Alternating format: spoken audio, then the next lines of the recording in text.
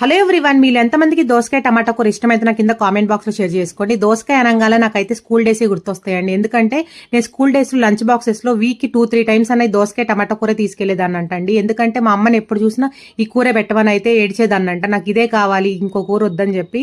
అంత టేస్టీగా చేస్తుందండి మా అమ్మ అయితే ఈ దోసకాయ టమాటా కూర.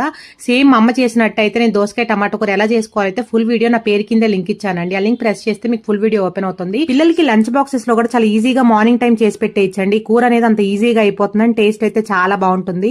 వైట్ రైస్ లోకి బాగుంటుంది అండ్ చపాతీస్ లోకి కూడా చాలా బాగుంటుంది. ఈ దోసకాయ టమాటో కూర రెసిపీ మీకు నచ్చిందే అనుకుంటున్నాను.